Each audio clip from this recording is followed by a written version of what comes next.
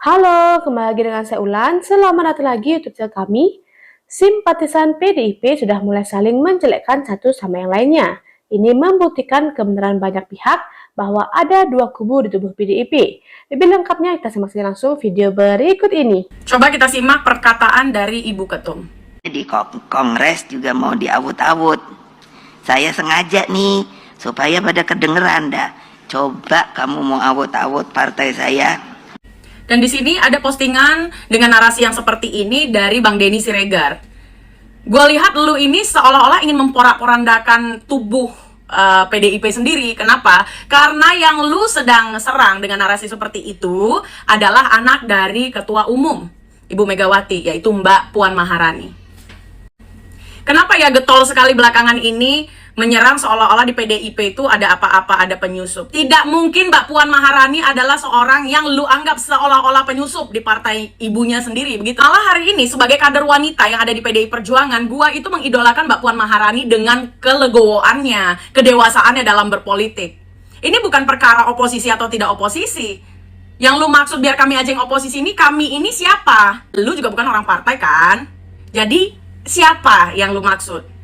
Kalau dilihat lagi, ditarik ulang, seolah-olah kan lu ini PDI sejati, banteng sejati, begitu ya. Karena banteng sejati itu tidak perlu masuk partai, kan gitu. Jadi gue curiga dengan Denny Siregar ini.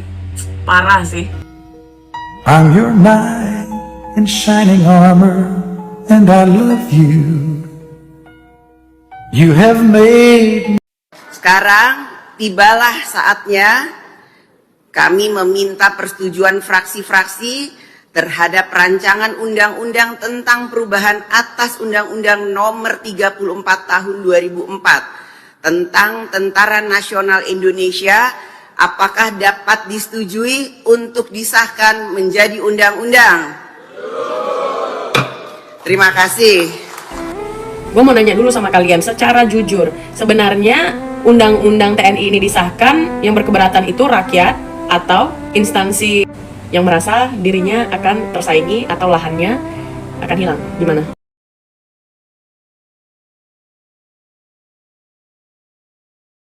Dan saya tidak dalam posisi untuk membela atau memberikan penilaian ya, karena keputusan itu sudah terjadi. Nanti waktu yang akan mengujinya, ya. Benar kata Pak Jokowi, waktu yang akan mengujinya. Sekarang mulai kelihatan PDIP serang PDIP. Jokowi terkesan secara gestur politik sangat kelihatan tidak happy dan kelihatan sekali sangat marah. Jokowi mengatakan bahwa dirinya diam ketika sering dihina-hina. Jokowi itu diam ketika misalnya sering dibully, dicaci maki, dan seterusnya dan seterusnya. Tapi kesabaran itu ada batasnya. Jadi kata kesabaran ada batasnya itu dipahami oleh publik sebagai bentuk kemarahan. Karena sepertinya Jokowi juga sudah mulai tidak tahan. Kalau segala sesuatu yang terjadi dengan PDIP, kalau segala sesuatu yang kemudian terjadi dengan proses-proses hukum kader PDIP seperti Hasto, itu seakan-akan dikait-kaitkan dengan Pak Jokowi. Jadi dalam konteks inilah kemudian saya tertarik untuk bicara. Pertama, kalau mau jujur sebenarnya, dari pihak PDIP sebenarnya membantah bahwa yang disebut dengan utusan itu adalah utusan dari Pak Jokowi. Mereka kembali mengutip pernyataan Deddy Sitorus yang mengatakan bahwa Deddy Sitorus itu hanya mengatakan ada utusan yang datang kepada mereka PDIP dan tidak pernah mengatakan misalnya ada utusan yang diutus oleh Pak Jokowi. Itu adalah bahasa ngeles sebenarnya yang dipahami oleh publik, karena memang statement Deddy Sitorus tidak menyebutkan utusan itu utusan siapa, hanya menyebutkan ada utusan yang datang kepada mereka meminta supaya Hasto itu mundur dari sekjen dan Pak Jokowi tidak dipecat dalam posisinya sebagai kader PDIP dan seterusnya dan seterusnya. Jadi itulah yang kemudian membuat per hari ini perdebatan apakah pernyataan Deddy Sitorus itu ditujukan kepada PDIP ataupun tidak menjadi cukup dilematis, karena satu sisi memang pernyataan Deddy Sitorus itu tidak secara eksplisit menyebut ada utusan dari Jokowi. Deddy hanya mengatakan ada utusan. Tapi sekali lagi, siapa lagi sebenarnya yang dituduh bisa menggerakkan utusan-utusan orang penting ke PDIP kalau bukan posisi Presiden Republik Indonesia. Makanya tidak mengherankan respon Jokowi dan para relawannya bukan tidak mungkin apa yang disampaikan oleh Didi Sitorus itu akan bertindak pada persoalan-persoalan yang lebih serius, yaitu akan dibawa pada proses-proses hukum.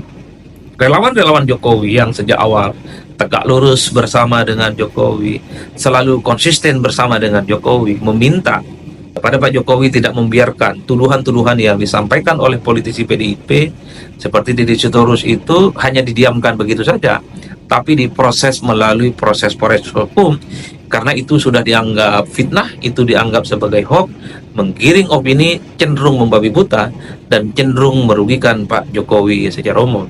Tapi itu tadi, sekali lagi, politisi PDIP seperti Guntur Romli mengatakan bahwa sebenarnya Didi Sitorus itu tidak pernah mengatakan ada utusan dari Jokowi.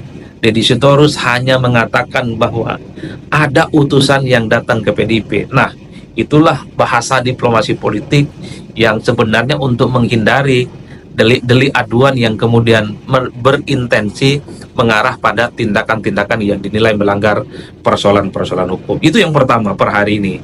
Jadi pada level PDIP sekalipun sebenarnya ingin memberikan klarifikasi yang disebut dengan utusan. Itu bukan utusan siapa-siapa, tapi hanya sebatas utusan untuk berlaku pada masyarakat umum dan tidak menyebut nama-nama orang tertentu seperti Pak Jokowi. Tapi sepertinya relawan Jokowi, termasuk Pak Jokowi sekalipun, siapa lagi yang dituduh menyebut utusan itu kalau bukan Pak Jokowi dan para pendukungnya. Itu yang pertama. Nah, yang kedua, pertanyaannya adalah publik per hari ini itu bertanya-tanya, sebenarnya siapa yang paling layak dan dipercaya soal informasi utusan itu? Apakah informasi dari PDIP ataukah informasi bantahan yang disampaikan oleh Jokowi dan para pendukungnya? Tentu bagi PDIP apa yang mereka sampaikan ketika ada utusan yang datang kepada mereka meminta Hasto mundur dari Sekjen, meminta supaya Jokowi tidak dipecat dan ada 9 kader PDIP yang ditarget secara hukum, tentu didasarkan atas fakta-fakta politik menurut versinya PDIP. Sementara menurut Pak Jokowi dan para pendukungnya itu adalah fitnah, hoax, membabi buta, tidak bisa dipertanggungjawabkan dan cenderung merugikan Pak Jokowi. Wajar kalau kemudian pernyataan-pernyataan yang disampaikan oleh Didi Sitorus itu dianggap cukup merugikan dan kalau bisa memang dibawa dalam proses-proses hukum. Bantahan yang semacam ini tentu menurut Pak Jokowi dan para pendukungnya cukup valid, cukup absolut, karena bagi mereka tidak pernah melakukan apa yang selama ini dituduhkan, ada utusan dan seterusnya dan seterusnya. Jadi ada dua realitas politik yang menurut masing-masing versi itu betul. Versi PDIP ada utusan, sementara versinya Jokowi tidak ada utusan. Nah, publik yang tidak tahu apa-apa bingung. Siapa nih mau dipercaya? PDIP kah atau Jokowi kah?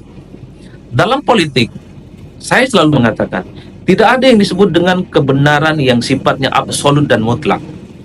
Kebenaran dalam politik itu selalu relatif. Apa itu yang disebut dengan kebenaran relatif? Kebenaran relatif itu sangat tergantung bagaimana posisi politik seseorang. Jadi bagi kita semua, bagi Anda semua yang berada setarikan napas dengan sikap politik PDIP akan mengamini dan akan mengkonfirmasi bahwa ada utusan yang datang kepada PDIP meminta ini, meminta itu, meminta Hasto mundur, meminta Pak Jokowi untuk dipecat, dan itu diamini dan dikonfirmasi karena Anda pada posisi sama iman politiknya dengan PDIP. Tapi pada saat yang bersamaan, kalau kita semua, kalau Anda berada di barisan politik Jokowi, maka Anda akan mengatakan bahwa apa yang disampaikan oleh elit-elit PDIP adalah informasi-informasi bohong dan informasi-informasi yang sifatnya fitnah, membabi buta, dan tidak bisa dipertanggungjawabkan. Karena secara prinsip yang tahu persis apakah betul ada utusan yang datang kepada PDIP ataupun tidak, tentu hanyalah PDIP, tentu hanyalah Pak Jokowi. Per hari ini, fakta-fakta yang secara telanjang bisa dinikmati oleh masyarakat di seluruh Indonesia, apakah betul ada utusan ataukah tidak, kan tidak terkonfirmasi. Akhirnya publik yang melihat dari jauh hanya meraba-raba siapa yang sebenarnya bisa dipertanggungjawabkan secara objektif. Apakah pernyataan PDIP ataukah pernyataan Pak Jokowi? Dalam konteks itulah saya selalu mengatakan, untuk membuktikan kebenaran ini adalah mutlak dan absolut, harus ada yang berani mengungkap, ada foto, ada video, siapa orang yang datang kepada PDIP meminta supaya Pak Jokowi tidak dipecat, meminta supaya Hasto itu misalnya mundur dari Sekjen. Kalau foto-foto itu ada, kalau video-video itu ada, saya kira masyarakat awam yang selama ini tidak pernah tahu realitas yang sesungguhnya secara perlahan akan memberikan konfirmasi.